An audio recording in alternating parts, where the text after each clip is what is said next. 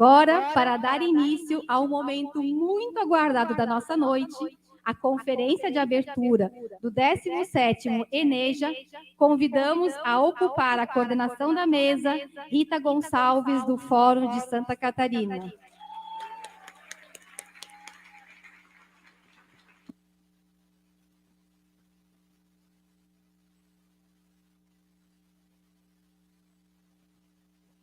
Eu estava dizendo ali... Não tem som? Tem som? Não. Eu estava comentando aqui, a depender da soma que cada um fizer, do que cada um disse aqui que eu dei aula, eu tenho 128 anos. Vocês viram, né? Mas é tudo ao mesmo tempo, não foi assim um atrás do outro, não. Não é tanto. Obrigada. Alô? Tá bom? Bom, gente, então, sem mais delongas, queria convidar a professora Edna Castro de Oliveira, nossa companheira do Fórum do Espírito Santo, que vai fazer a mediação da mesa. E o professor Ricardo Antunes, nosso convidado especial, professor da Universidade de Campinas. Eu vou fazer a apresentação da professora Edna, e a professora Edna faz a apresentação do professor Ricardo. É assim, é um jogral, tá? Então, o tema da nossa conferência, né, é o tema central do nosso ENEJA, Educação, Trabalho e Capitalismo, Impactos, Lutas e Resistências na EJA, né, que é o tema que a gente vem discutindo desde o primeiro esquenta, com a nossa colega Margarida e a Jaqueline.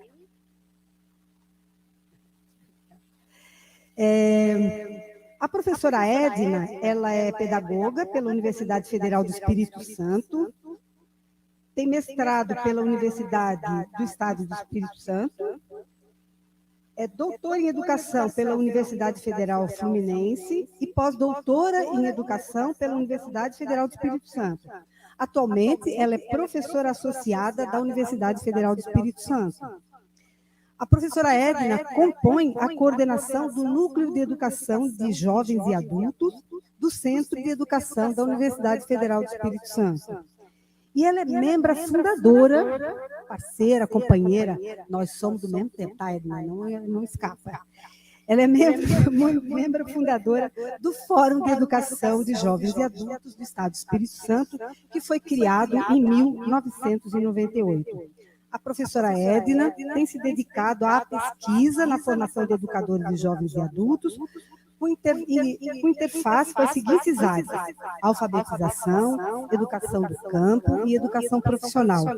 E, acima de tudo, ela é nossa companheira, parceira de luta em defesa da EJA como um direito. Então, passo para a professora Edna, nossa mediadora da noite.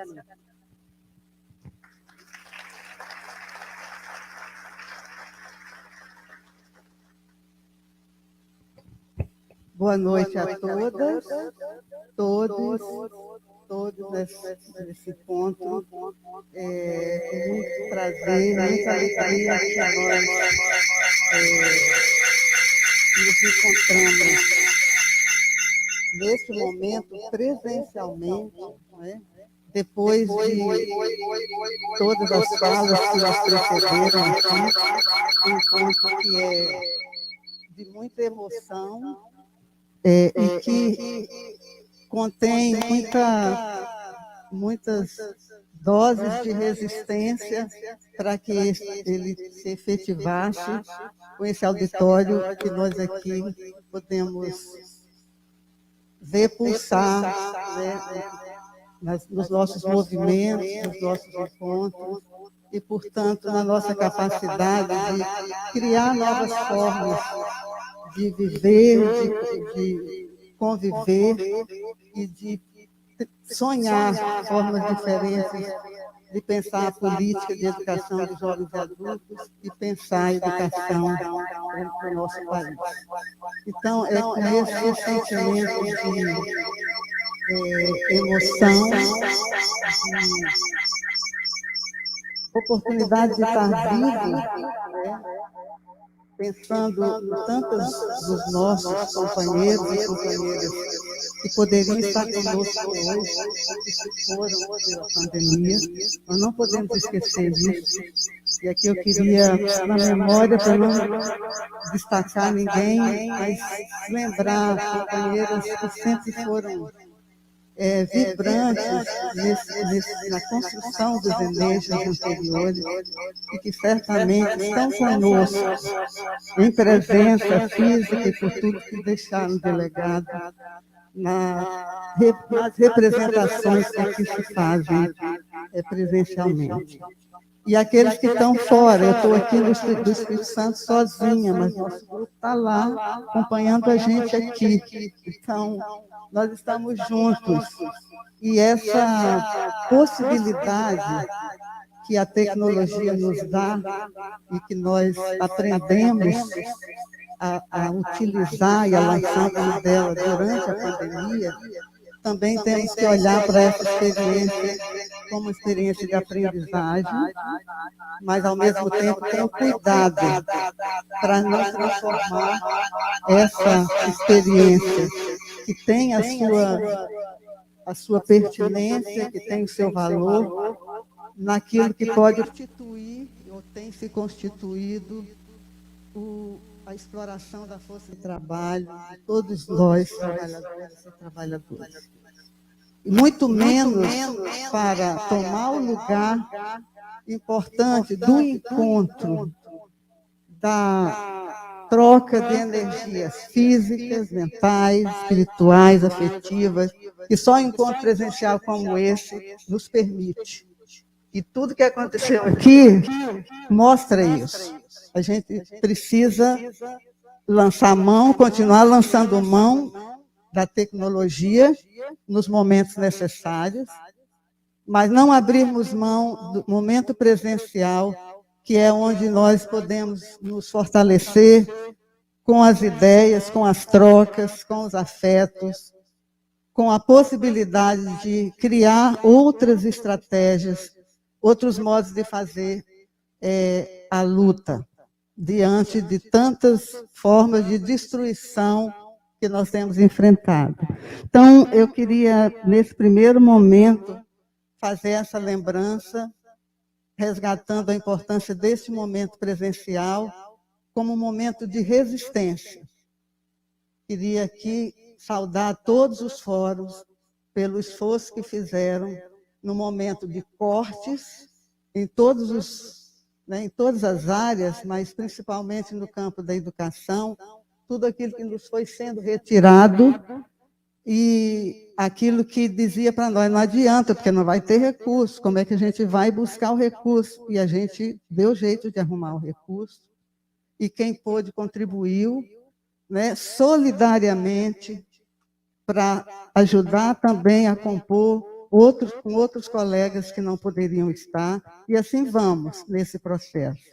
Então, queria saudar a todas as coordenações do fórum que cumpriram sua tarefa, ou tentaram cumprir a tarefa conjuntamente com sua base local. Nesse momento político que nós estamos vivendo, eu acho que um outro dado importante, antes de passar a palavra para o professor Ricardo Antunes, é dizer que esse momento político, que como todo mundo já reafirmou aqui, numa reunião de trabalho, como é o ENEJA, nós temos a tarefa de aprofundar o debate sobre a situação da EJA no país. Não é algo que está localizado, nós sabemos que a situação do desmonte no campo dos direitos, desmonte no campo da educação e da saúde, principalmente, o que nos afeta diretamente na educação de jovens e adultos, nós sabemos que impacta de maneira crucial a vida dos nossos estudantes. Eu acho que os estudantes que se levantaram aqui, para nós, representa um dado muito importante durante os dias de debate, que é a possibilidade da escuta desses estudantes, das suas experiências, de seus saberes, e o que nós podemos juntar disso, para fazer disso, o que nós vamos fazer com isso, contamos com vocês no pensar daqui para frente, né? Então, o enfrentamento dos desafios que nós temos pela frente, nós só podemos fazer isso conjuntamente, pensando junto, trocando ideias, e nós temos essa tarefa nesse momento, de sair daqui com proposições, com formulação de políticas que nos ajude a fortalecer a unidade da luta pela democracia, na busca de fortalecer também a unidade dos fóruns de EJA, né, diante de tantos desmandos. A gente, nos espaços locais, nos sentimos fragilizados, né? O nosso documento base, orientador, todo mundo recebeu na pasta, nos levanta algumas questões e nos falam de desafios que nós temos a enfrentar, que remete às nossas fragilidades. E uma delas principais é a nossa aproximação do trabalhador. Como é que a gente chega? Então, professor, essa é a dificuldade na universidade. Como é que a gente chega para falar com o povo? Qual é a linguagem que a gente utiliza?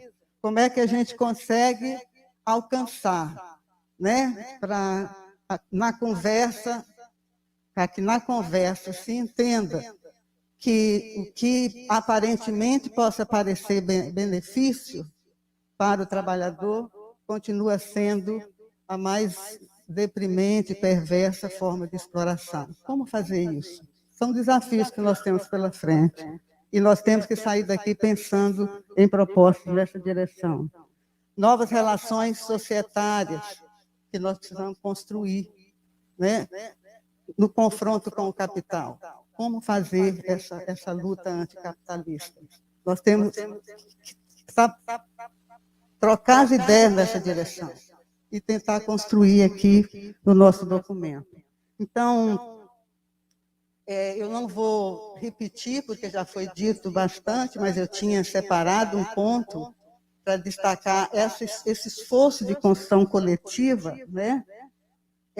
Só queria dizer que o esforço de construção coletiva é um trabalho que mobiliza a nossa luta, mobiliza a nossa vontade coletiva e carrega em si uma potencialidade de catalisar forças convocadas a criar, rever posicionamentos, recuar quando necessário, avançar sempre na busca da unidade possível que nos torne capazes de fazer e de inventar um outro modo de fazer política.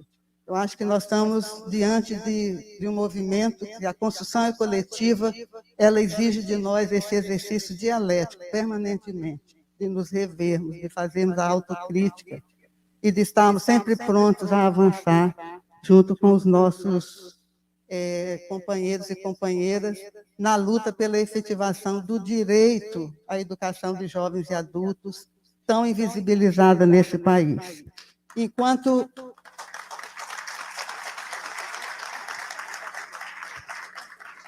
temos também a tarefa, nesse encontro, de imprimir, né, à medida que os desafios nos são sendo feitos, nós temos a tarefa de imprimir a nossa marca no processo histórico, diante de um governo fascista, antipovo, para quem a classe trabalhadora deve prevalecer sob o jugo da opressão, desvirtuada da sua vocação ontológica de humanização.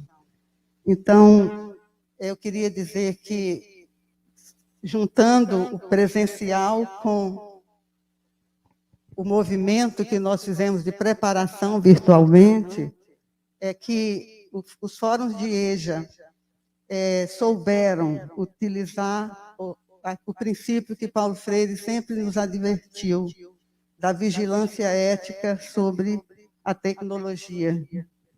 De modo que nós tomamos o princípio, no princípio de organização desse encontro, a plataforma virtual se tornou um espaço de militância, e nessa militância, a organização integrada aqui dos fóruns locais, com as coordenações regionais e com a coordenação do Fórum de Santa Catarina, souberam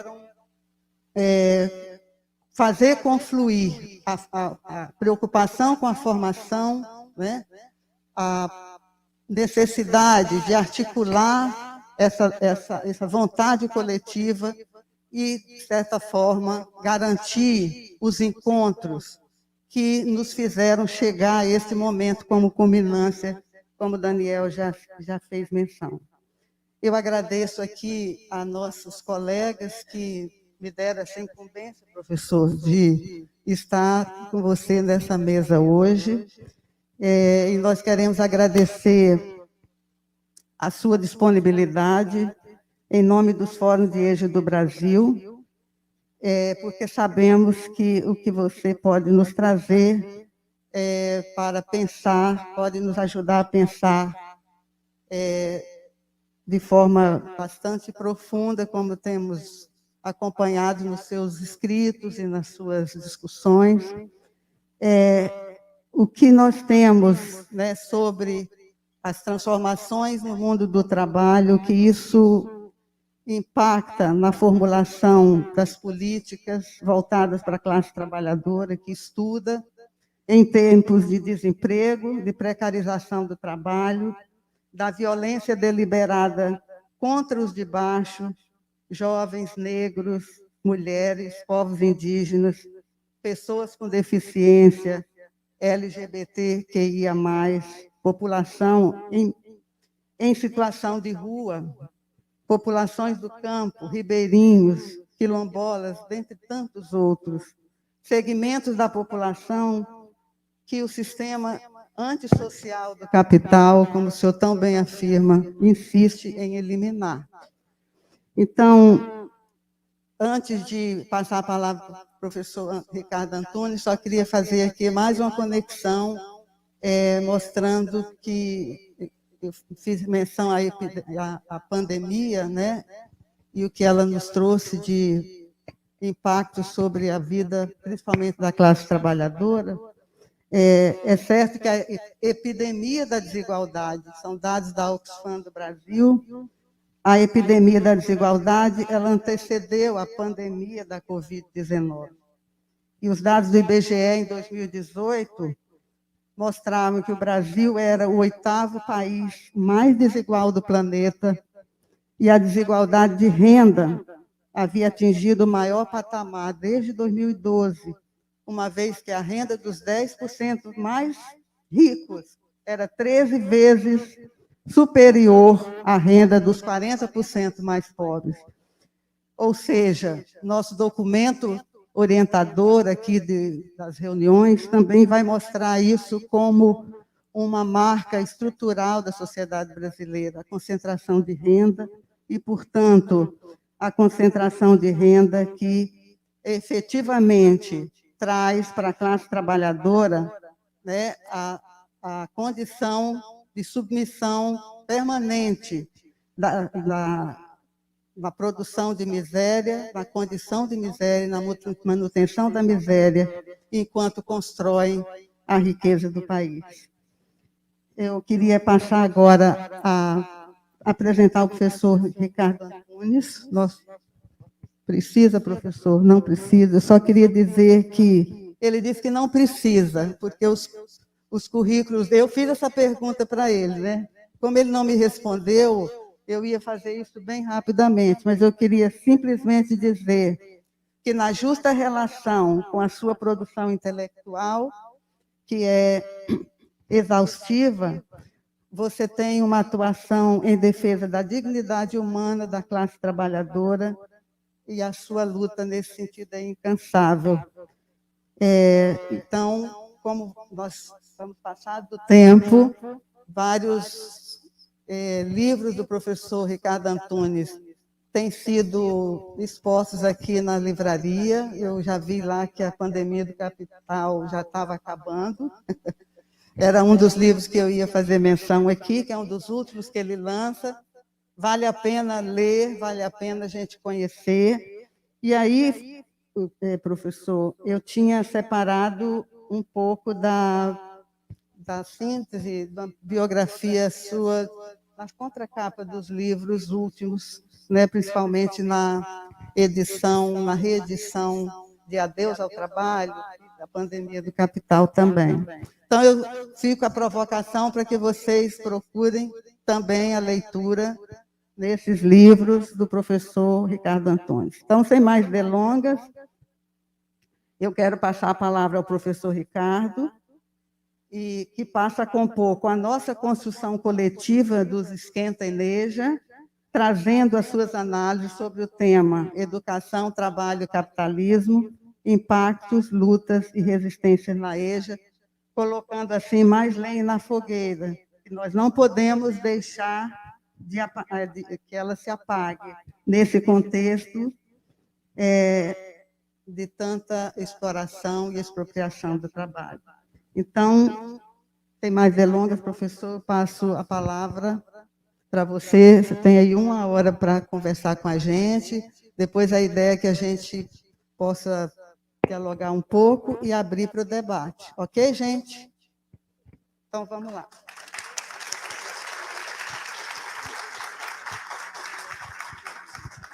Muito bem. Quero primeiro agradecer à professora Edna por essa apresentação tão gentil, a professora Rita, com quem venho conversando por e-mail e conheci agora, pessoalmente, né? A professora Maria Hermínia, que fez o primeiro contato comigo, e a professora Adriana, que gentilmente foi me buscar no aeroporto hoje. Eu agradeço esse convite, é a minha primeira atividade fora de São Paulo, depois do horror da pandemia, no meio de um pandemônio, e o pandemônio é o Bolsonaro, e dele nós vamos falar aqui.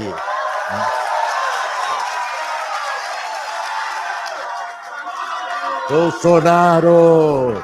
Fora Bolsonaro! Fora Bolsonaro! Muito bem. Quero, então, agradecer a vocês que me convidaram. Eu quero dizer que eu vou trazer um pouco aqui da minha pesquisa, mas hoje eu tive uma aula que eu não conhecia da importância da educação. Eu que sou professor há 50 anos. Esse março desse ano eu completei 50 anos. A meu favor, devo dizer que eu comecei muito cedo. Tem que puxar a sardinha para o meu lado aqui. Eu era um menino quando eu comecei a dar aula, né? Mas como é importante, né, esse trabalho que vocês estão fazendo no país, num país que é um país bonito, mas foi destroçado, né? Foi aniquilado, e nós vamos ter que recuperar, resgatar, reerguer, né, passo a passo. Segundo, foram feitas justas lembranças aqui ao Paulo Freire. Eu quero dedicar essa minha apresentação a 2 amigos professores que já morreram, que lutaram pela escola, pela educação e pela escola pública. Um deles, o professor Florestan Fernandes, meu mestre, meu amigo, né? Lutador da escola pública. E um outro professor, mestre, amigo, talvez menos conhecido, mas que foi muito importante, que desde muito cedo me ajudou a entender o horror da educação que o capitalismo nos impõe. O professor Maurício Tattenberg, que talvez alguns aqui conheçam. E, por último, antes de começar, eu peço desculpas para vocês, para falar com máscara. Eu, recentemente, nem avisei a professora Rita para não preocupá-la, nem a professora Edna, mas eu tive um problema muito difícil na minha família, minha companheira e sua filha. Sua filha tem necessidades especiais gravíssimas, foram internadas 15 dias no hospital por Covid. Nós tememos tudo, né? E foi no último sábado que ela saiu do hospital e eu, entre ajudar minha companheira e vir para cá, tentei fazer as 2 coisas. Então, por isso não vou tirar a máscara, mas quero tirar a máscara ao mesmo tempo que nós vamos tirar pela eleição o Bolsonaro em outubro desse ano. Aí vamos tirar a pandemia e o pandemônio. Muito bem. Vocês já viram que vocês começaram com samba, aonde é que eu fui parar, né? Tá certo? Só nesse embalo do samba, vocês já viram como eu comecei. Muito bem. Eu pensei bastante antes de apresentar essa aula para vocês, essa conferência, Trabalho e Educação, na era da uberização. Eu pus aqui, viu, professora Edna, um cronômetro só para me ajudar, porque se vocês deixarem eu vou falar sem parar, e eu não posso também, que todos estão cansados, todas e todas, né? Qual foi o trabalho e a educação exigidas, criadas pelo capital ao longo do século XX e do século XXI? Vamos tentar entender um pouco que trabalho e que educação o capitalismo nos vem, digamos assim, forçando a aceitar. O capitalismo, todos vocês já viram aquele magistral filme do Charlie Chaplin, Tempos Modernos, né? Capitalismo da era da grande indústria taylorista e fordista. Começou e assim nos levou praticamente todo o século XX.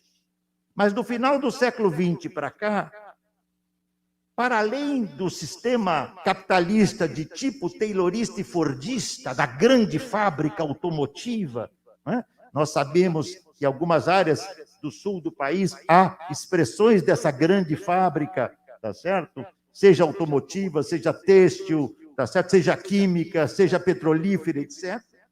Nós passamos a ter uma mudança muito profunda no final do século passado, a partir da crise estrutural de 1973, que nos gerou a era da acumulação financeirizada e flexível, toyotista, a emergência do trabalho digital, das plataformas.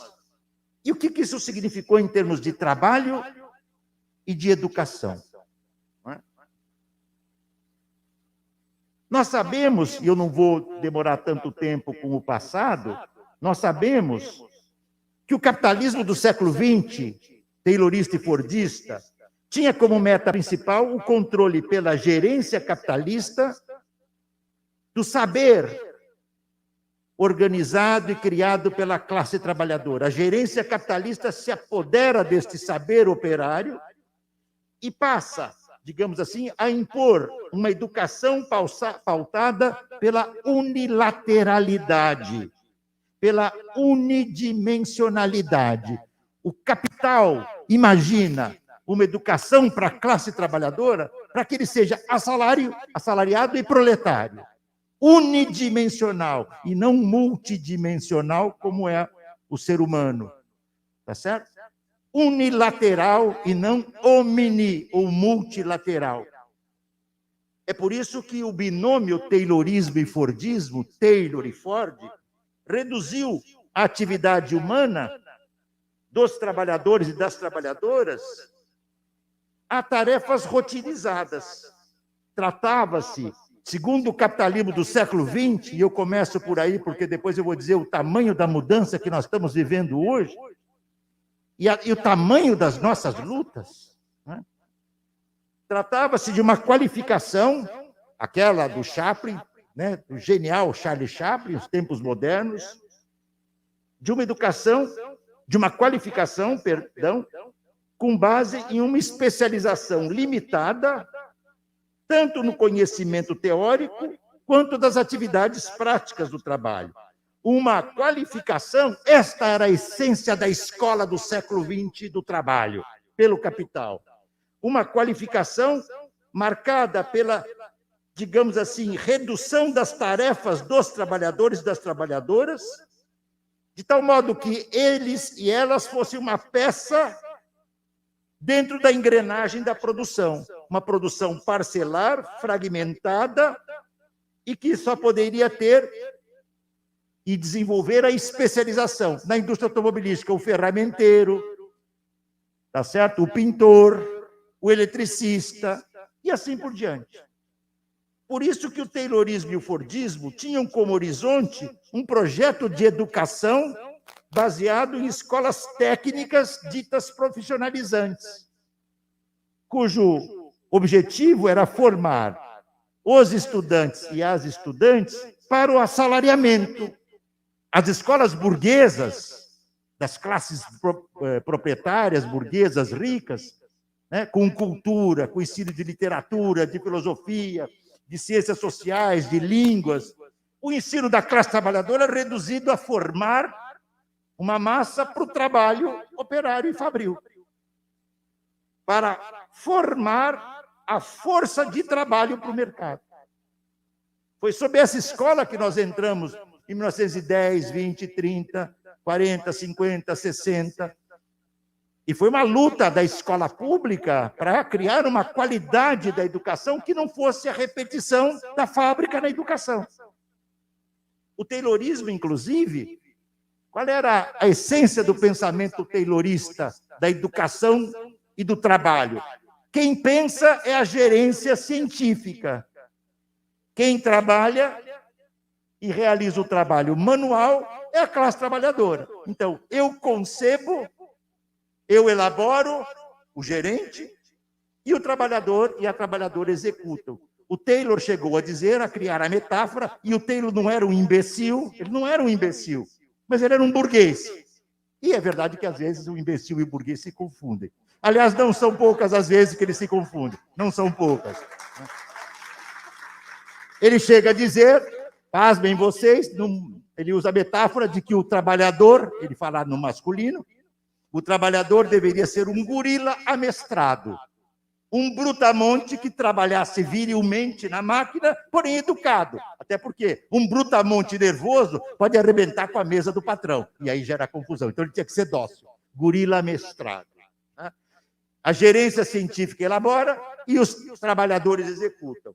Muito bem. E as escolas que nasceram deveriam, então, criar uma subjetividade operária, trabalhadora ou trabalhador, para atender à hierarquia às exigências do mercado de trabalho. E este sistema do capitalismo, que eu preferia chamar assim, do capitalismo da era do automóvel, o século XX foi o século do automóvel. Professor, numa palavra, como é que você caracterizaria o capitalismo do século XX? O capitalismo do automóvel. Ele mudou com o capitalismo do celular, com o capitalismo do mundo digital, com o capitalismo que nós estamos vendo hoje. Quais são os fundamentos, então, da proposta de trabalho e da educação que passaram a ter vigência a partir de 1973 para cá, crise estrutural, 1979 para cá, vitória do neoliberalismo na Inglaterra, 1973 para cá, o primeiro neoliberalismo não foi na Inglaterra. O primeiro neoliberalismo no mundo foi o horroroso, fascista, militar e ditatorial neoliberalismo do Pinochet no Chile, 1973. Portanto, fiquem muito atentos. É possível termos neoliberalismo com fascismo. Não será a primeira vez. Tá? Não seria a primeira vez. Foi no Chile. O Chile antecipou políticas neoliberais que a Margaret Thatcher depois leva à mesma escola de Chicago para fazer esse estrago mundial que nos trouxe o capitalismo destrutivo. O capitalismo, professora Edna, sempre foi destrutivo, é belicista e nos levou a uma pandemia. Foi aí que eu criei a metáfora do capitalismo pandêmico. Aliás, se me permitirem, depois, ao final, eu tive uma ideia aqui, tá certo? Esse talvez seja o meu primeiro lançamento desse livro público, porque a gente só faz tudo agora com esse horror internet. Eu vejo aquele celular, aquele computador, tenho vontade, às vezes, de quebrar, porque eu sou ruim, inclusive, na internet. Eu não sei fazer direito, eu acho que eu já passei da idade de fazer direitinho, entende? Mas se pudesse, no final, eu teria enorme prazer, não sei como, me ajude a pensar, eu queria sortear entre os estudantes que aqui estão, meninos e meninas, sei lá, por número, não sei como, um exemplar que eu queria dar para vocês, tá certo? Eu não tenho recursos financeiros por causa desses livros, tá certo? A minha luta aqui é outra coisa. Nós, como professor e como militante socialista que eu sou há 50 anos, tá certo? A nossa luta é outra.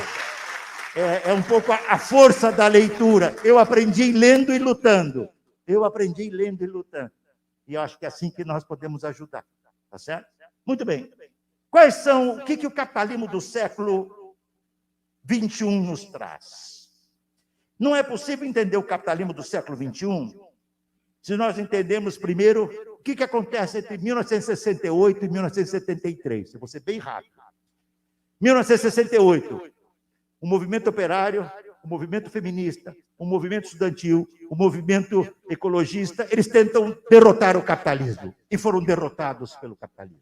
1968 em Paris, na Europa, nos Estados Unidos, na Itália, falei na Europa, então, França, Inglaterra, Alemanha, Itália foi em 69, Osasco e Contagem no Brasil, 1968, tá certo? El Cordobaço na Argentina em 1969, assim como o Tono Caldo na Itália em 69, as lutas operárias daquele momento. O capitalismo soube derrotar as lutas operárias num período muito difícil da história. 1968 foi um período tão complicado, eu não vou tratar disso porque é um outro tema, mas só para mostrar para vocês o tamanho da confusão que nós estamos. Porque além das lutas operárias, houve a invasão russa à Tchecoslováquia, 1968. Então, era um contexto onde tudo que parecia sólido começava a desmanchar. Vocês já ouviram essa frase de um gênio, né? Esse gênio não sou eu, não. Eu estou só copiando o gênio, tá certo? É do Marx. Né?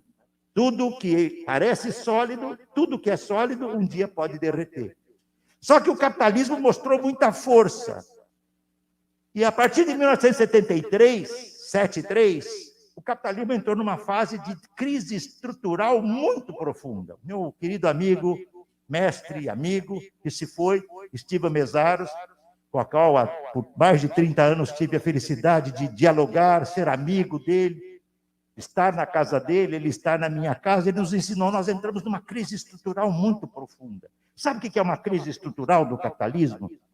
Ou, como diz o Mesaros, do sistema do capital? Ele diz assim, e eu vou ser muito direto, né, para que todo mundo entenda. Isso foi uma coisa que eu aprendi com um professor. Eu não posso falar só para mim, ou só para os intelectuais da universidade. Eu tenho orgulho de ser professor universitário, mas meu trabalho não tem nenhum valor se a universidade não for pública e não for vinculada às lutas sociais. Não tem nenhum sentido. Para mim, não tem. É por isso que, beirando aí perto dos 70, eu vim, mesmo com os riscos, morrer. Eu queria sambar aqui, mas não posso nem tirar. Aí, se eu tirar a máscara, eu vou apanhar da minha mulher, entende? Quando voltar para casa, porque não podem pensar em tirar. Né? Mas, muito bem, o que aconteceu? 1973, crise estrutural. Crise estrutural significa que, de lá para cá, o capitalismo só pode criar riqueza destruindo. E destruindo 3 dimensões fundamentais da vida humana. Ele só pode crescer destruindo a natureza. Chegamos no limite. Chegamos no limite. O ar que respiramos hoje. 99% da população, isso é um documento da ONU de 3, 4 semanas atrás, 99% da população respira um ar impróprio. Vocês viram a Europa pegando fogo a semana passada? Certamente não é obra divina. Não é obra divina, é a destruição humana. Tá certo? Nós estamos vendo o aquecimento global. Por que eu criei a ideia do capitalismo pandêmico, Edna? Aquecimento global, queimadas, energia fóssil, carvão, as geleiras derretem, os vírus se esparramam pelo mundo. Nós estamos saindo da Covid e estamos com a varíola dos humanos. Coitado dos macacos, não tem merda nenhuma dessa culpa, nenhuma. Os macacos é que são culpados, é a varíola do capitalismo desumano, é outra coisa. E depois dela nós vamos ter outras, porque em pleno, veja, o que diziam no encontro da Escócia da semana 3, 4 meses atrás, os capitalistas, vamos diminuir a produção de petróleo. Com o conflito, com a invasão russa à Ucrânia, os países estão reproduzindo petróleo. Então nós vamos, para resolver o problema capitalista de uma guerra, reincrementar a produção de petróleo. Então, como que nossos filhos e netos vão respirar? Esse que eu quero perguntar. Como que eles vão ficar sem serem contaminados como nós estamos assim, né? Nós estamos assim. Tá certo? E não é só aqui, é global. Só houve uma vez na história humana recente em que tivemos uma pandemia, foi em 1918. Sabe por que eu sei? Porque minha mãe falava, minha mãe nasceu em 1918, então ela lembrava na memória dela. Falava, meu filho, quando eu nasci, tinha muita gente morrendo pela gripe chamada espanhola, que não era espanhola, né? É que nem os negacionistas indigentes diziam que esse vírus é chinês. Não é chinês. Ele pode ter começado na China. A construção dele é muito mais complicada, tá certo? É muito mais complicada. E esse vírus é um desdobramento de outros, né? A segunda destruição que nós estamos vendo é o trabalho. Eu vou dar um dado que todos vocês sabem. O IBGE nos disse a semana passada que nós estamos com 10% de desemprego. Teve gente que bateu palma. Puxa, reduziu, já foi 14%. Tá. E quantos estão na informalidade? 40%. 40 milhões de jovens, tá certo? Muitos estão aqui lutando, estão na informalidade. Como é que você está na informalidade e ao mesmo tempo estuda?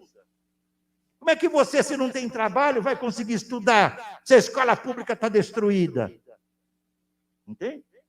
Então, há uma destruição do trabalho, que eu vou voltar em seguida, e há uma terceira destruição que o capitalismo não tem alternativa, é a destruição dos gêneros humano, do gênero humano. Alguém imagina no fim do racismo com o capitalismo?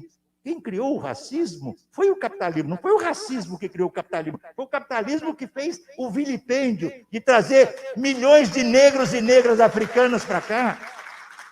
O sistema capitalista precisou da escravidão, da escravização e do racismo.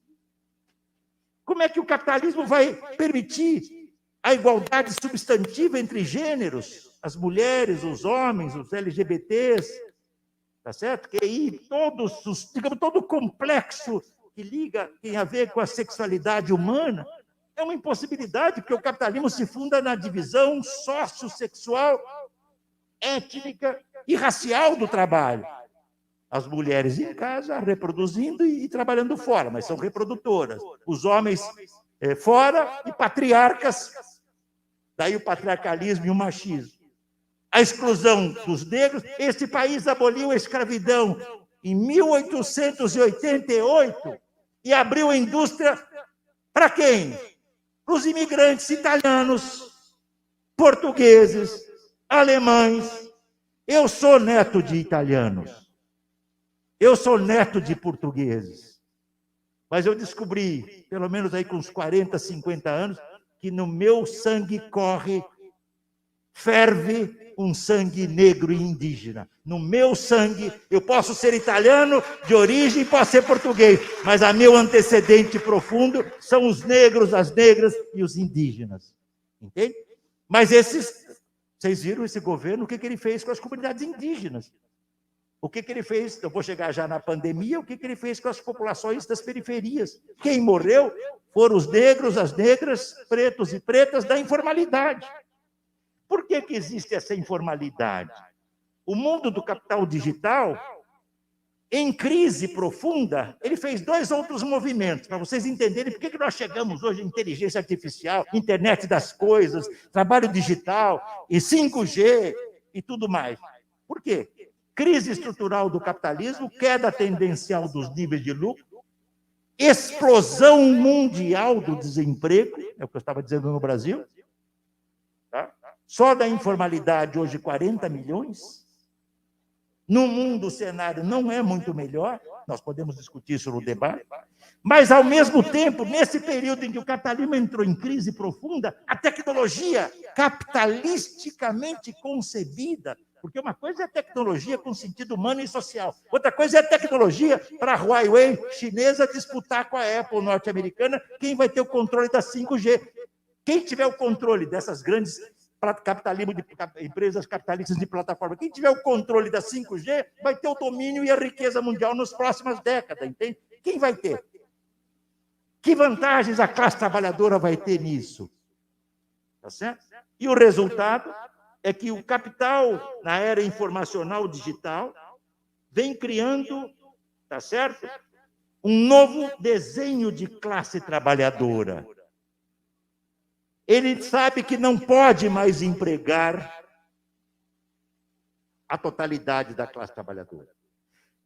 Não sei se vocês se lembram, há 10, 15 anos atrás, Qual era a palavra que explicava o desemprego? Quem me ajuda a lembrar aqui? Qual era a palavra, 10 anos atrás, que dizia, você não tem isso, portanto, você não tem emprego? Qual era a palavra? Hã? Alguém falou qualificação, mas tem uma mais sem vergonha ainda. Você não tem empregabilidade. É vergonhoso. Sabe o que significa dizer isso? Você está desempregado porque você não se qualificou. Mas o cara falou, pô, mas eu fiz doutorado, mestrado, estudo sânscrito, inglês, russo, chinês, mandarim. Não é. É que o sistema é destrutivo. É uma coisa elementar. Quanto mais maquinário digital você desenvolver, mais força de trabalho vai se tornar supérflua. Se a lógica não é capitalista, você reduz o tempo de trabalho e vive melhor. Se a lógica é capitalista, se eu fosse dizer o que acontece com a classe trabalhadora, eu ia usar uma palavra feia, mas que todo mundo fará todo dia. Tá certo? O trabalhador e a trabalhadora estão, tá certo? Numa situação desesperadora. Tá? A palavra todo mundo entende. Desemprego, informalidade, precariedade. E o que aconteceu? Como a destruição é profunda, o capitalismo criou o seu fair play, como dizem os ingleses, né? Então você tem que dar uma adoçada na realidade amarga. Então dizem, aspas, tudo entre aspas, nós vivemos na sociedade do conhecimento. O capital humano trabalha em equipe, times ou células de produção. Desculpe, para mim time é de futebol, entende? Ou de voleibol, ou de basquete, ou o que for. Mas time... Hoje, nenhuma empresa hoje é permitido que o seu CEO fale que tem trabalhadores e trabalhadoras. Se eles falarem, eles são demitidos. O que eles têm?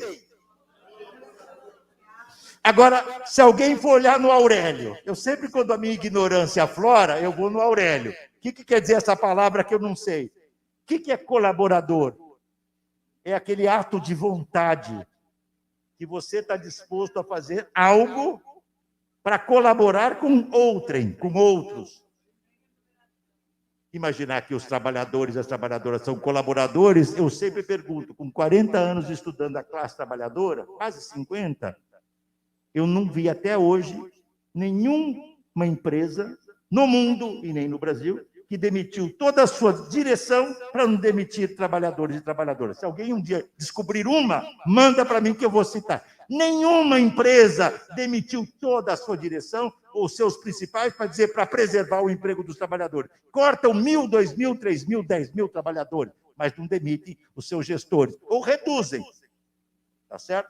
E o resultado é a sociedade do conhecimento, capital humano, trabalho em equipe, times de produção, salários flexíveis, envolvimento participativo, trabalho polivalente, colaboradores, PJs, empreendedorismo, economia digital, trabalho online e uberização.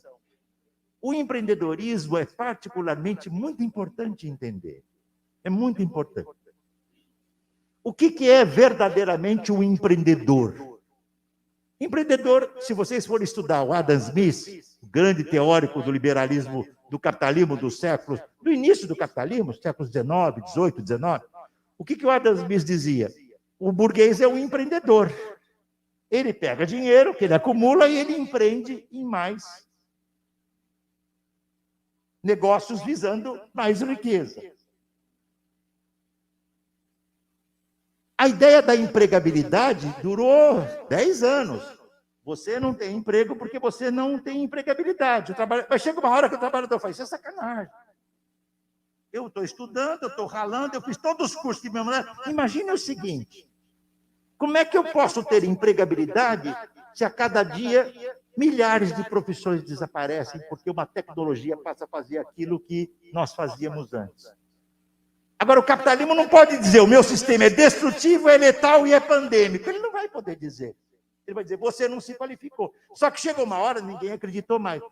O horror do nosso tempo, a mistificação, é chamar de empreendedor a trabalhadora desempregada. Nós temos que pensar sempre na divisão sociossexual do trabalho, além da divisão sociossexual étnica e racial do trabalho. A classe trabalhadora tem corpo, tá certo? Tem sexo, tem gênero, tem cor, tem etnia. E isso é esta que eu chamo, nos meus textos, na nova morfologia da classe trabalhadora, que nós temos que entender. O homem branco é trabalhador, a mulher branca também, mas há uma diferença salarial, entre tantas outras diferenças que podemos indicar aqui. Agora, a mulher negra recebe menos que o homem branco, menos que a mulher branca e menos que o homem negro. A mulher indígena também. E a mulher imigrante também. Que vocês não conhecem aqui na região de Chapecó e tantas outras. Resultado, esse sistema, alta tecnologia, desemprego em massa e crise profunda, ao longo de décadas, terceirização, informalidade, subemprego, pouco a pouco. Aí vieram as empresas de tecnologia. Se vocês forem olhar 2007, 2008, quais eram as empresas mais ricas do mundo? Vocês vão ver lá, 2007, 2008. Era a Toyota, podia ser a IBM, a Coca-Cola. De repente, o mundo do capitalismo começa a mudar.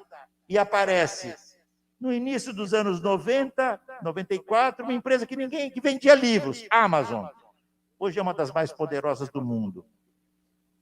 Na viragem dos anos 2009 e 2010, Uber nos Estados Unidos. Hoje tem entre 5 e 6 milhões de trabalhadores e trabalhadoras no mundo. 5 ou 6 milhões.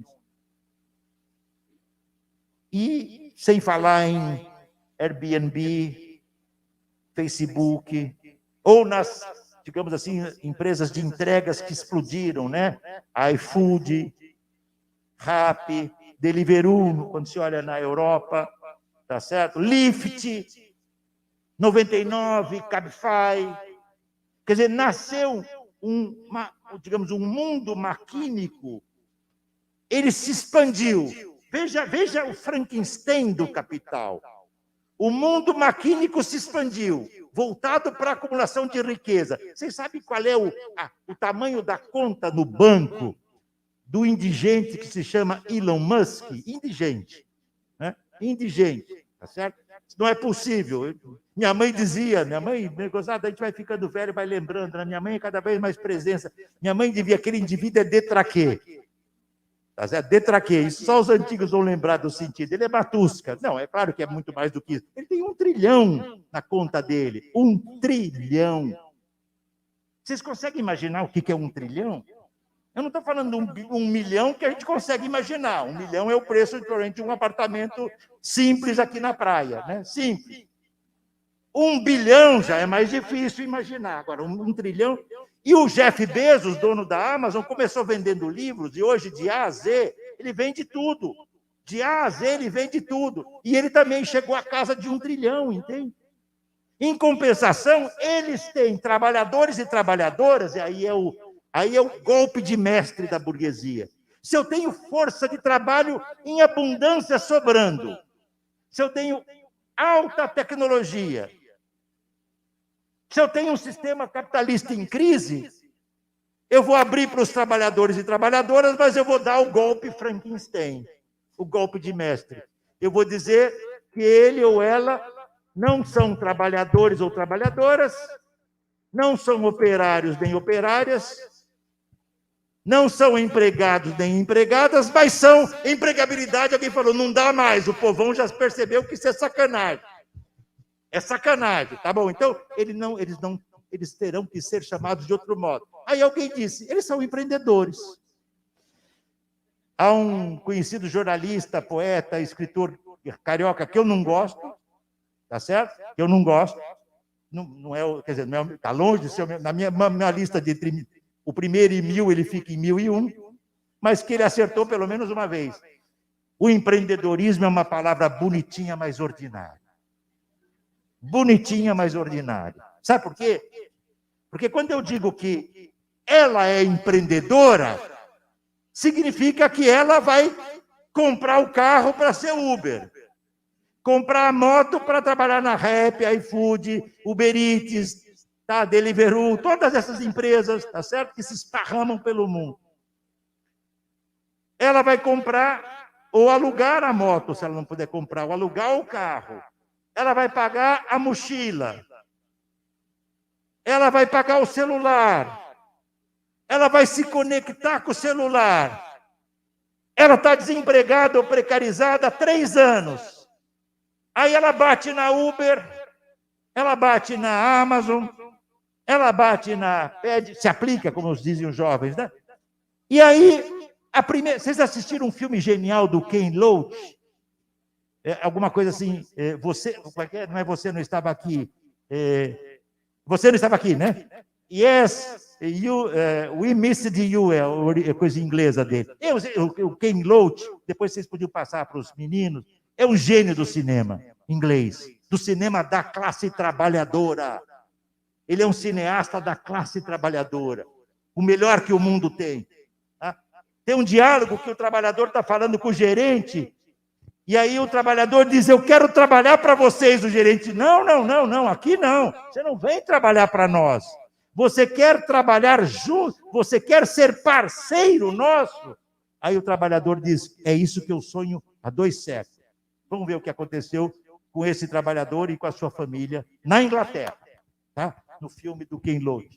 Né? Você não estava aqui, né? Tá? Vamos ver.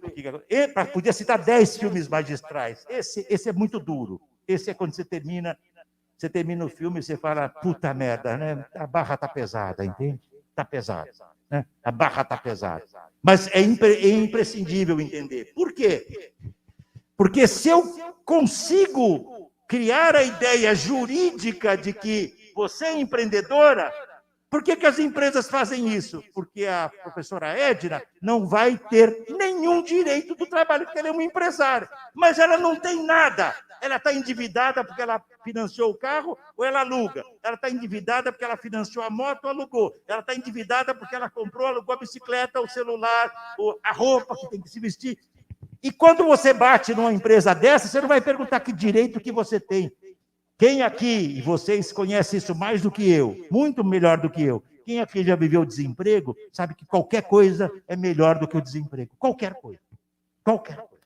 Primeiro sair do desemprego. Depois, e hoje, agora veja, para que todos nós nos convençamos de que a gente é empreendedor, a gente era informal, desempregado e arregaçado.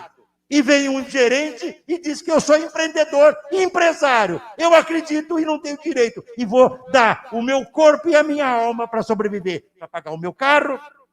Eu já entrevistei um trabalhador que disse, professor, um dia no mês, a minha mulher disse que se eu não parar de trabalhar para ficar em casa, acabou a brincadeira. Então, um dia eu vou trabalhar. Um dia no mês. Nós fizemos um trabalho de pesquisa, o livro chama-se Trabalho Digital, Uberização, Trabalho Digital, Indústria 4.0, são 20 e tantos pesquisadores do Brasil e do mundo. Um projeto de pesquisa que eu tenho com o meu grupo da Unicamp, com o apoio do Ministério Público do Trabalho, tem uma ala muito importante do Ministério Público do Trabalho que defende a classe trabalhadora, vocês sabem que aqui, nessa região tem, nesse estado tem, como em outros. Porque o normal não é termos juízes defendendo a classe trabalhadora, o normal não é termos procuradores defendendo a classe, mas tem muitos, especialmente jovens, que lutam, tá certo? E essas pesquisas mostram trabalhar 8, 10, 12, 14, 16, 18. Eu já participei uma vez de uma banca de tese na Faculdade de Medicina da Unicamp, uma mestranda que estudou uberização, um trabalhador disse, eu tive que trabalhar 20 horas por dia para tirar a minha meta. Este é o segundo horror do nosso tempo. Por favor, tomem cuidado nas palavras que vocês falam. A minha meta é me matar para trabalhar. E as empresas, elas são ardilosas. Veja as palavras. Resiliência. Nunca o professor Ricardo Antunes vai usar esta palavra resiliência. Tenho certeza disso. Sabe por quê? Porque a palavra é bonita. Vem das ciências exatas, mas o capital adulterou, o capital desfigurou, Então, ser resiliente é trabalhar 48 horas do dia. Mas, pô, o dia tem 24 horas, mas o trabalhador tem que trabalhar 48, porque senão eles não são produtivos, porque ele tem as metas. Esse é um inferno. Vocês conhecem alguma empresa no mundo privada que diz a sua meta é, primeiro, trabalhar com dignidade, com tranquilidade, sem se preocupar com a produção e com a intensidade? Vocês conhecem uma empresa no mundo que faz isso? A nossa meta é ir para casa feliz, depois de 8 horas, nem um minuto a mais, e chega em casa, fecha essa porcaria, tá certo? Que está me controlando aqui. Até agora ela está me controlando esse negócio, esse inferno aqui. Não, nós chegamos em casa e o que nós vamos fazer? Nós ficamos com isso ligado. Todos nós. Todos. Porque estão percebendo? O que o Taylor fazia no passado era o cronômetro. Ele controlava a nossa produção. Hoje essa porcaria é a meta. Eu autocontrolo o meu trabalho. Então, olha, com todo o respeito, os gestores que estão aqui, tomem muito cuidado com as palavras que usam. A outra é resiliência. Não, resiliência já falei, né? Sinergia. Ah, nós temos que fazer uma sinergia. Para quê? Para a empresa lucrar. Pô, sacanagem. É sacanagem. Não é eu quero ver um gestor, um CEO, falar, eu quero um movimento sinérgico para fazer uma puta de uma greve. Nunca nós vamos ver isso. Nós nunca vamos ver. Sabe por que nós nunca vamos ver? Porque a sinergia é para enriquecer o patronato, para o cara chegar a ser o do trilhão. O que o Elon Musk e o Bezos fizeram há 6 meses atrás, os dois? Quem se lembra?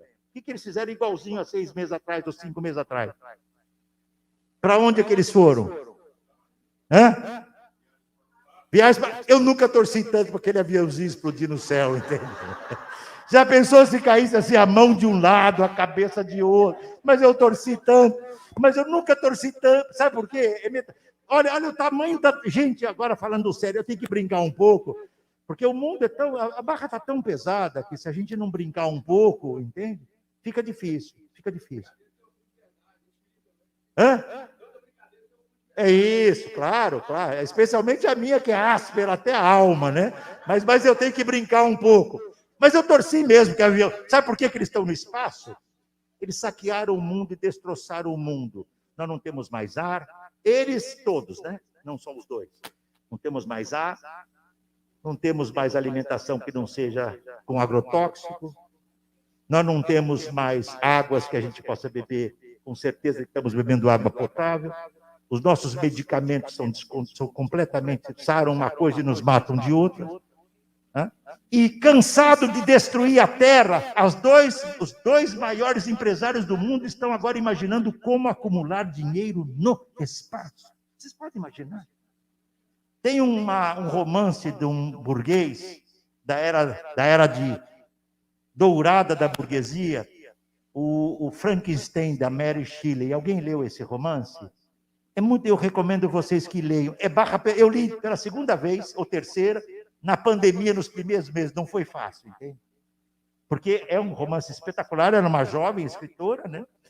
E ela é aquela figura que todos conhecem de um cientista que quer criar um homem, um humano, no laboratório.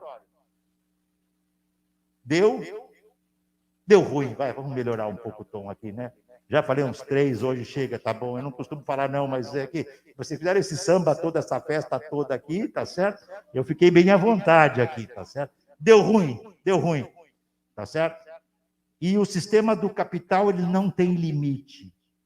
Então, o que aconteceu? Nós estamos vendo hoje um cenário que é devastador. E aí veio a pandemia. A pandemia que criou esse horror? Não. A pandemia desnudou e exasperou. Essa é uma tese do meu capitalismo pandêmico. A pandemia não criou. Já tinha terceirização, já tinha uberização. A pandemia exasperou. Eu exponho 3 teses que eu não posso apresentar aqui, mas eu vou deixar a ideia para vocês pensarem. Primeiro, durante a pandemia, o capitalismo de plataforma, essas empresas, elas fizeram com que o trabalho digital se esparramasse pelo mundo inteiro. Tá certo? E criaram laboratórios de experimentação do capital. há 2 ou 3 movimentos em curso globais hoje. Eu tenho feito atividades no exterior.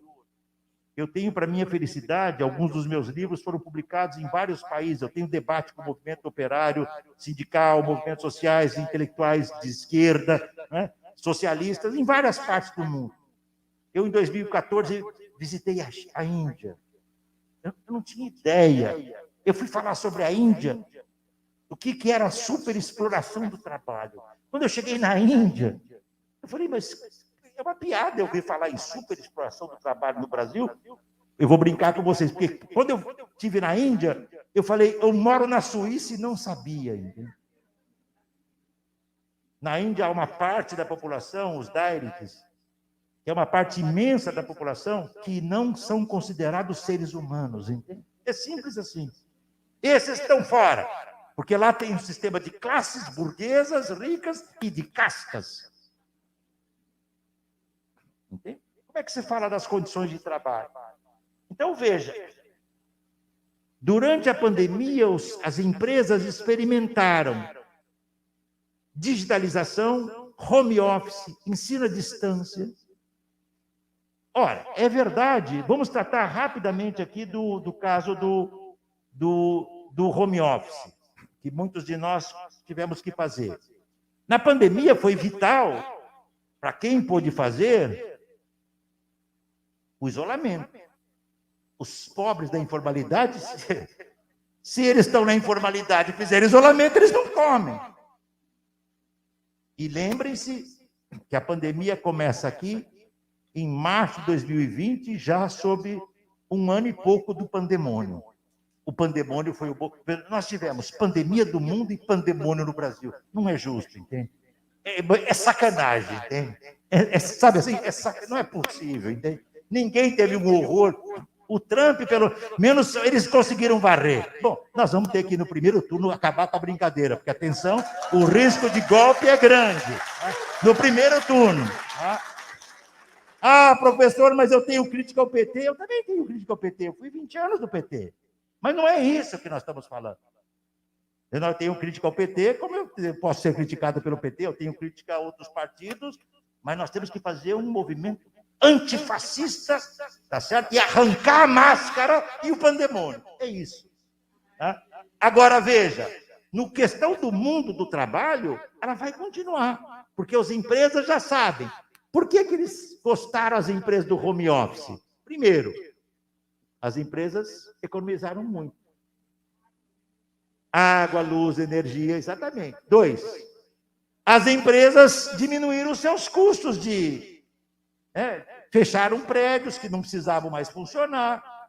A Petrobras ganhou, durante a pandemia, um volume imenso de dinheiro com os seus trabalhadores de escritório trabalhando de home office. As escolas privadas, talvez eu pudesse falar só as privadas da educação. É bacana, né? Privadas da educação. As privadas da educação. Essas começaram a demitir. Teve uma escola em São Paulo que botou um robô para corrigir prova. E vocês imaginem o seguinte: qual era o gabarito desse robô? Porque para você corrigir uma prova escrita, você tem que refletir sobre o que está escrito. Você não tem que concordar. Você tem que ver. A argumentação é sólida, é boa. Qual é o gabarito? Teve outra escola em São Paulo, demitiram milhares de professores, que gravava aula, tinha professor que já tinha morrido e ele continuava dando aula digital, entende? 3, 4 pontos. Quando eu sei que trabalhar, depois eu vou falar dos pontos positivos, eu sei que tem vantagem. Eu trabalhei em casa 2 anos, até há pouco tempo atrás, devo ter perguntado para vocês, mas o encontro é presencial ou é online? Agora, não tem diferença, no computador eu já estaria de saco cheio, aqui eu estou feliz da vida, entende? A diferença é grande. Né? Ensino, e vocês são professores e professoras, vocês são alunos. O ensino tem interação subjetiva. Não é possível haver um ensino mediado por uma máquina onde você não tem o tete-a-tete. Não é possível. Excepcionalmente, sim. Complementarmente, sim. Decisiva e substituindo o ensino verdadeiro? Não, porque os capitais querem. Por que o ensino digital é genial para os capitais? A Google e as grandes Microsoft eles estão nadando em dinheiro, mas nadando. Quanto mais pandemia, mais eles se enriquecem. E as mulheres? O que dizem do home office? Eu fico imaginando aguentar os maridos. Eu fico imaginando, faz isso, faz aquilo, vai cuidar do nenê, vai cuidar da criança, deixa eu trabalhar no computador agora que o meu trabalho é mais importante que o seu. Vocês viram o nível de aumento de feminicídios, de violência feminina, a duplicação da jornada de trabalho.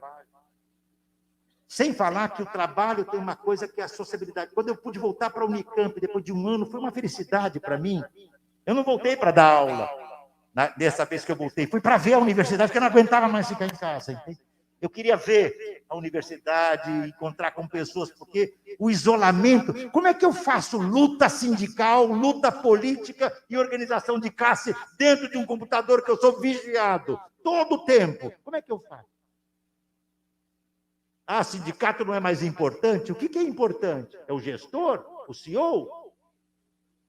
Chief Executive Officer. Eu ainda vou criar um equivalente para isso. Eu vou achar um vou abrasileirar essa Chief Executive Officer, CEO. É o seu que é dono. Aliás, a minha única felicidade que eu tenho é quando os CEOs são demitidos. Aí é o nosso momento de festa. Quando ele é demitido, aí fala, bom, hoje caiu um CEO, entende? Esse dançou, porque ele está acostumado a demitir em massa, até a hora que ele também é demitido. Eu já escrevi muitas vezes isso. O CEO é louco para ir cortando, que tem muito corta, que tem muito corta, que tem muito... Até um dia que o CEO em cima dele diz, agora você já cortou todo mundo, agora é só a vez de dançar. E ele dança. Resultado que nós estamos, então.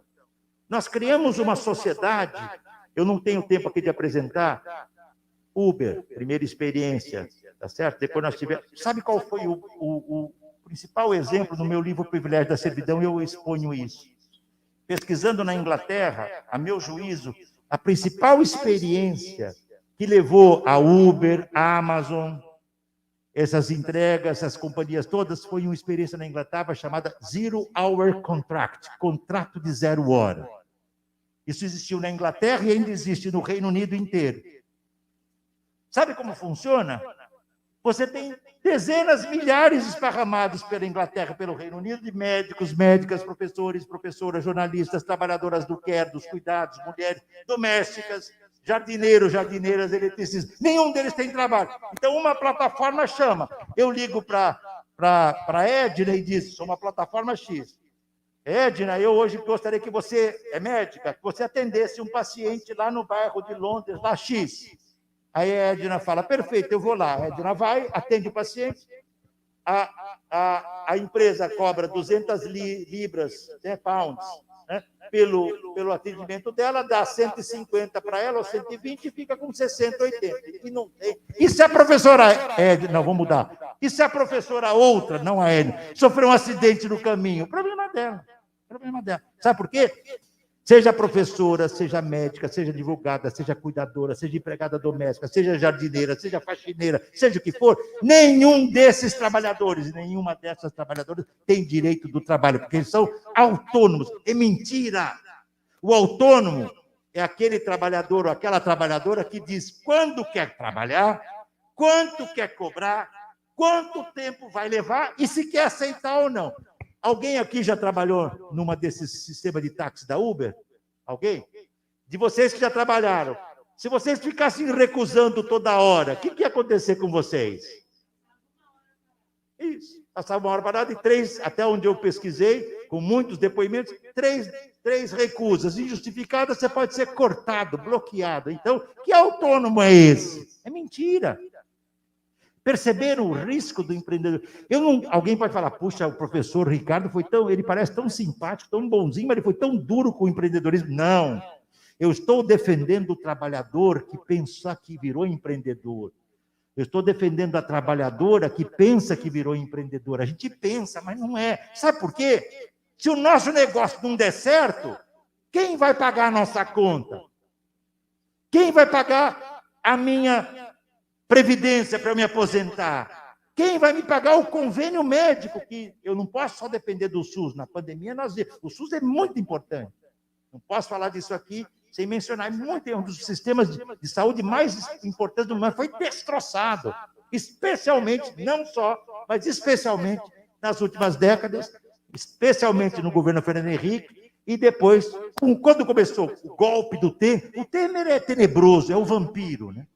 Depois do Temer, o Bolsonaro. Então, esse país está destroçado.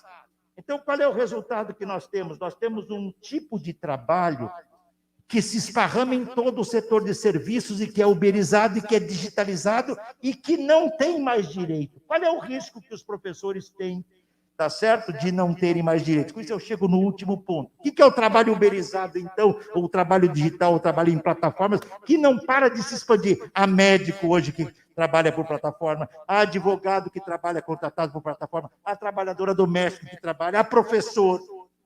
Qual é o risco? Nós não temos mais direitos. E se nós perdemos esse trabalho, o linguajar popular é muito bacana, né? Guimarães Rosa. Uma pessoa do povo vai dizer, se vire, eu acho genial essa expressão, se vire-se. Se vire-se. Não tem mais trabalho? Não. Não tem mais previdência? Não. Não tem mais direito nenhum? Se vire-se.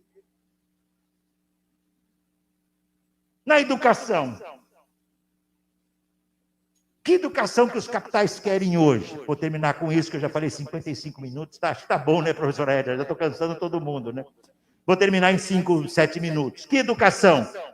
Uma falsa autonomia para criar os valores das empresas. Tudo é obrigatório, mas tem que ter aparência de ser voluntário. Eu sou voluntário. Agora, quem não fizer trabalho voluntário, está fora. Então, eu sou obrigado a fazer. Se eu sou obrigado a fazer o trabalho voluntário, ele não é voluntário, mas ele é compulsório. Nas plataformas, na escola, nos jornais, como na empresa de jornal, nos médicos, das trabalhadoras domésticas, nós corremos o risco de sermos uberizados. E há um outro risco. A uberização é uma ponta. Qual é a outra ponta do capitalismo do nosso tempo? É a indústria 4.0. O que é a indústria 4.0? Eles dizem claramente, eu estudei isso, nasce na Alemanha, se esparrama pelo mundo. Aqui, vocês vão olhar aqui, Santa Catarina, em um lugar de vocês, já tem lá a indústria 4.0. O que é isso? Mais robô, mais automatização, internet das coisas, 5G, é 5G. Estão dizendo que nós vamos nos beneficiar do 5G. A 5G vai tornar as empresas muito mais ágeis. E quem vai pagar por isso? Nós, a classe trabalhadora. Ou alguém acha que a Apple norte-americana ou a Huawei chinesa estão fazendo a 5G para a população não pagar? As periferias não têm nem 4G no Brasil, nem 4G.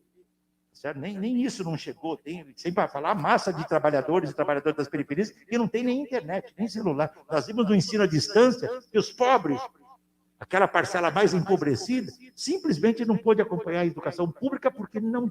Você imagina, né? Como é que eu vou ter em casa um aparato tecnológico que vai me garantir? É uma ficção.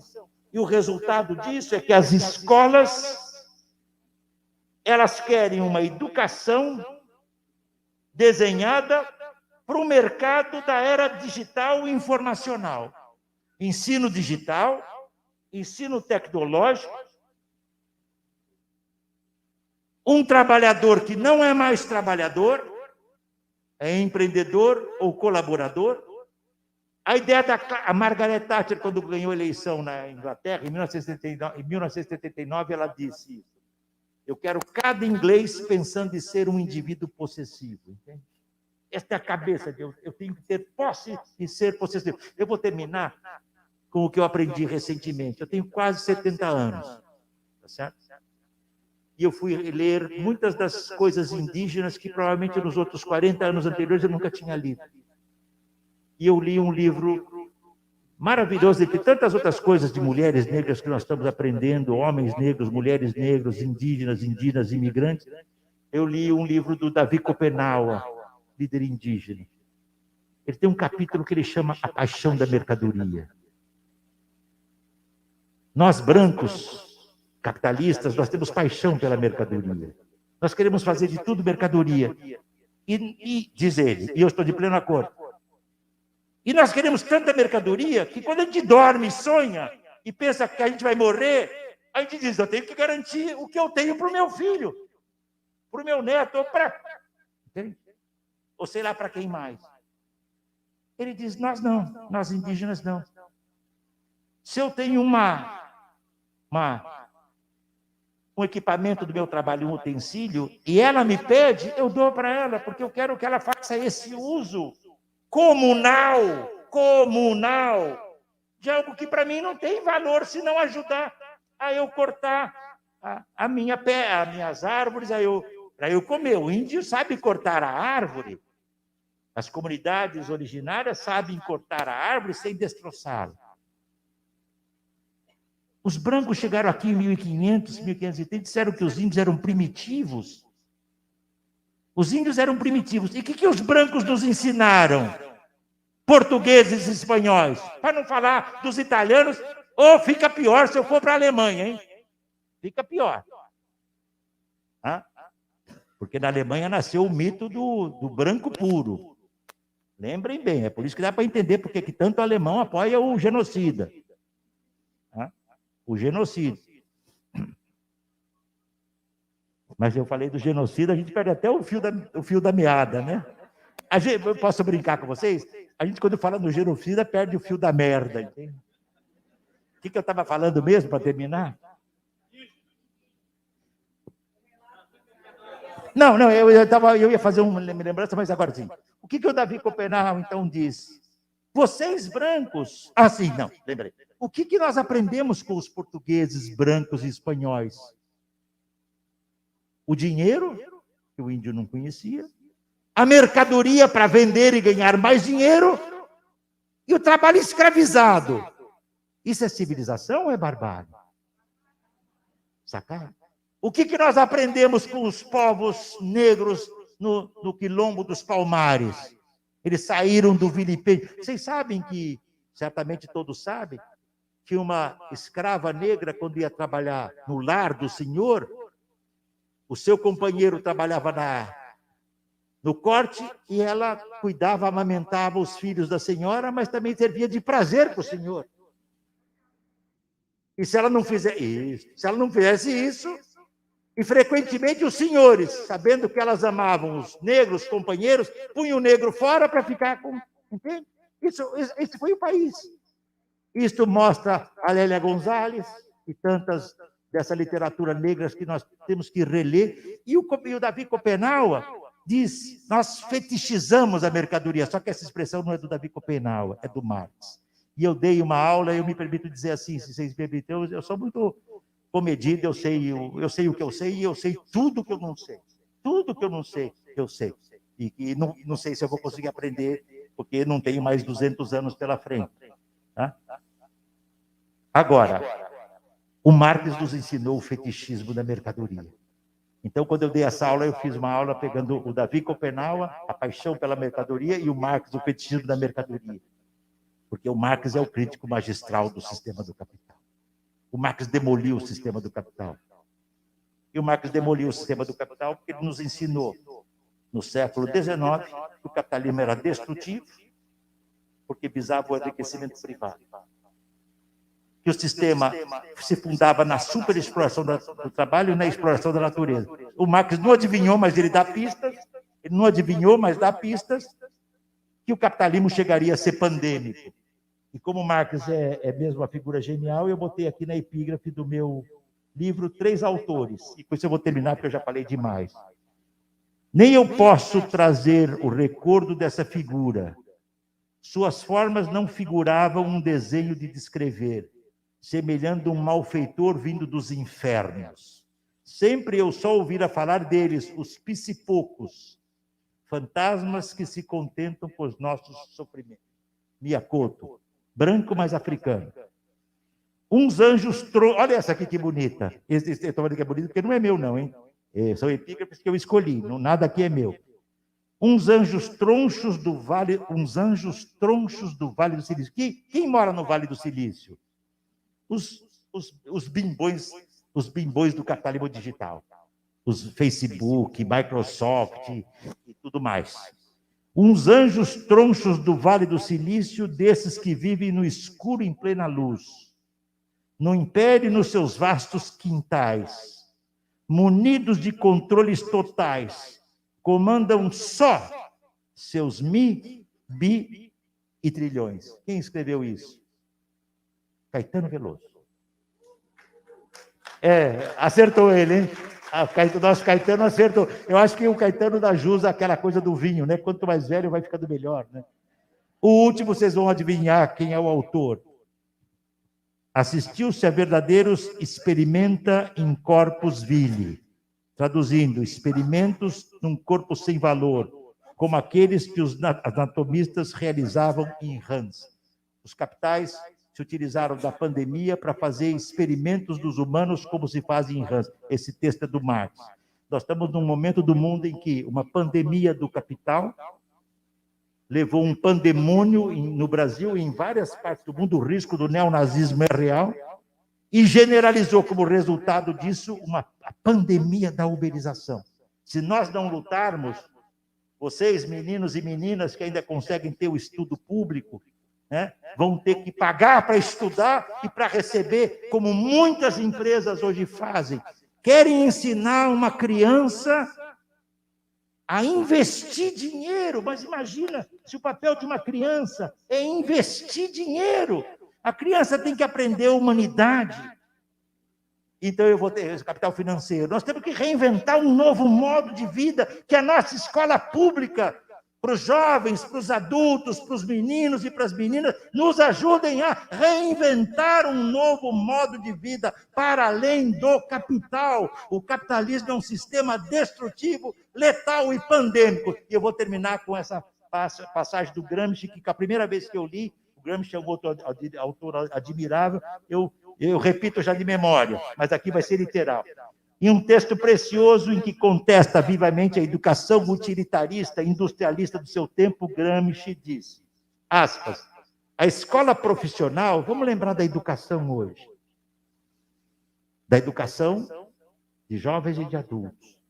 A escola profissional não deve se tornar uma incubadora de pequenos monstros aridamente instruídos para um ofício sem ideias gerais, sem cultura, sem alma, mas só com o olho certeiro e a mão firme. Qual é o olho certeiro e a mão firme que o capital quer que nós criemos na escola? O indivíduo jovem investidor, o predador. Nós temos que lutar por uma educação pública, nós temos que lutar por uma educação coletiva e social, mas nós vamos ter que mudar muito mais do que uma vitória eleitoral. Nós temos que reinventar um novo modo de vida. Fica a minha saudação ao Eneja, vida longa para você.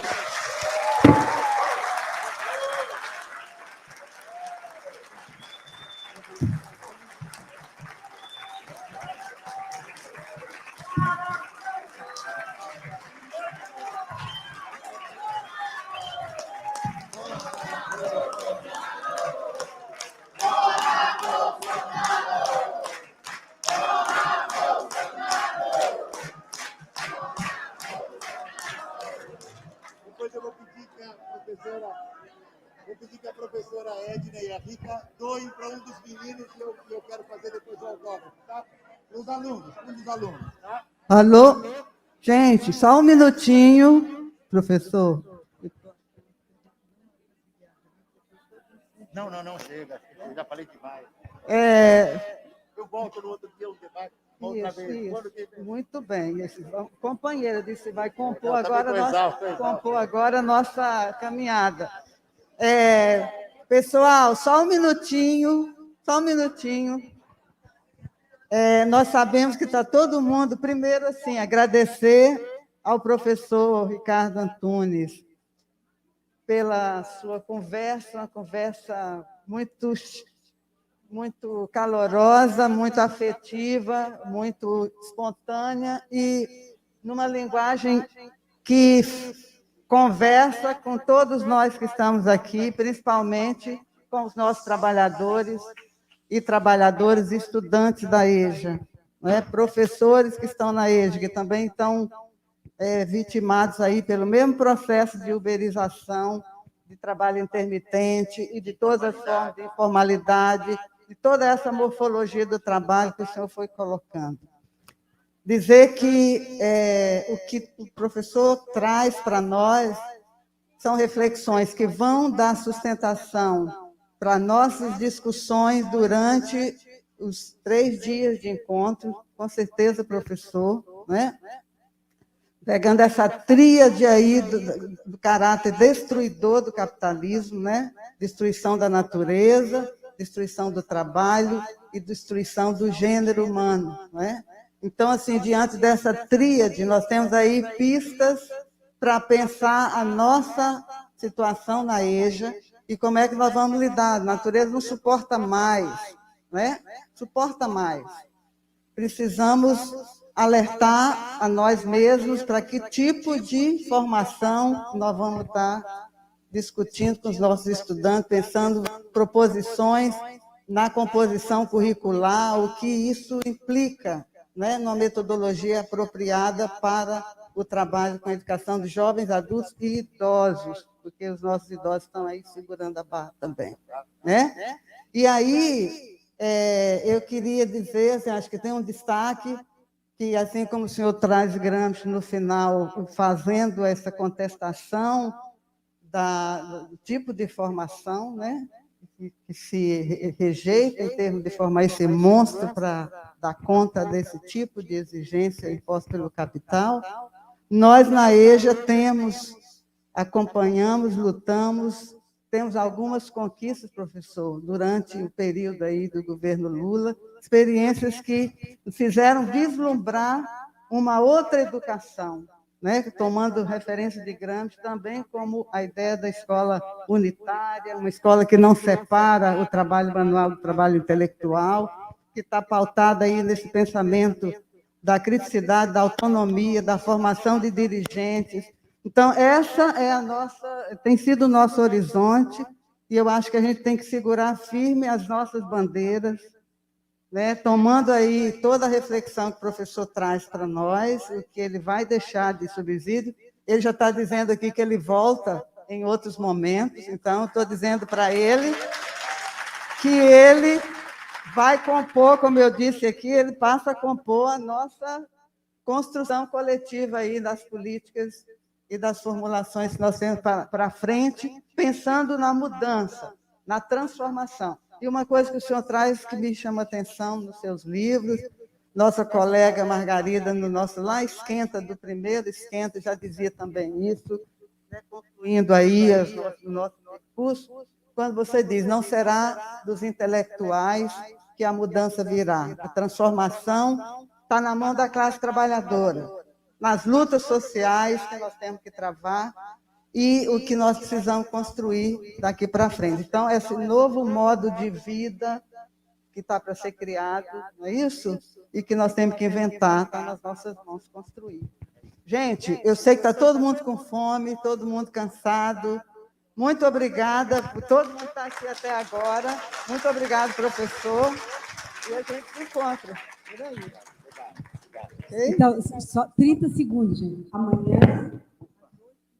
Os trabalhos começam ainda nessa sala, às 8 horas da manhã, com a mesa temática, a defesa da EJA na América Latina. 8 horas aqui, e eu queria pedir para aquelas pessoas maravilhosas que se ofereceram para fazer aquele importantíssimo trabalho de coordenação de grupo e relatoria, que nos procurem de manhã para a gente distribuir, né? Dizer onde é que cada dupla vai trabalhar no trabalho de grupo das 10 horas, das 9h30, tá bom?